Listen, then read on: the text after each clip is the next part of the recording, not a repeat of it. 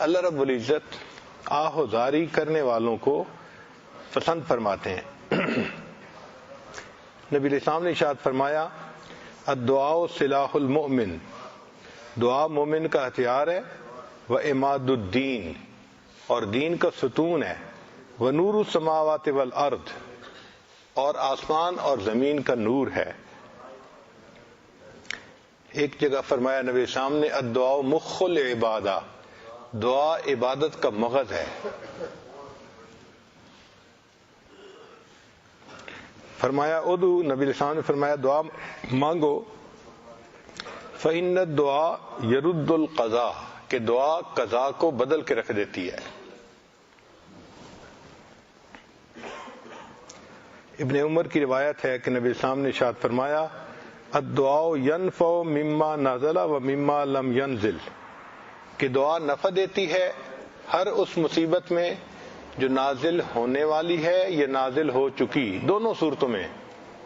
اس لیے کہ جو ابھی ہونے والی ہے اللہ اس کو ٹال دیتے ہیں، اور جو ہو چکی اس میں بھی دعا کا فائدہ، کیوں کہ دعا آسمان کی طرف جاتی ہے اور راستے میں وہ بلا آ رہی ہوتی ہے جو بندے پہ نازل ہوتی ہے، اور یہ دونوں آپس میں ایک دوسرے کے ساتھ کشتی شروع کر دیتے ہیں، اور وہ دعا اس کو قیامت تک نیچے نہیں اترنے دیتی۔ تو اس کا مطلب ہے کہ جو بلا نازل ہو چکی یا نازل ہونی ہے، دونوں صورتوں میں دعا کام آتی ہے۔ اور اگر وہ نازل پہلے سے ہو چکی ہے تو دعا کی وجہ سے اللہ اس میں تخفیف فرما دیتے ہیں، اس کو کم کر دیتے ہیں، جلدی اس سے نجات عطا فرما دیتے ہیں۔ اس لیے فرمایا امن یجیب المضطر اذا دعا،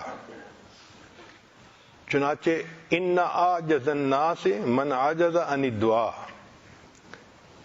کہ انسانوں میں سب سے زیادہ عاجز وہ ہے جو دعا مانگنے سے عاجز ہو۔ دعا کا کثرت سے مانگنا اور شوق کے ساتھ مانگنا یہ اللہ تعالیٰ کی طرف سے رحمت کی دلیل ہے۔ نبی علیہ السلام نے ارشاد فرمایا ان ربکم حیی کریم، کہ آپ کا پروردگار بڑا کریم ہے اور بڑا حیا والا ہے۔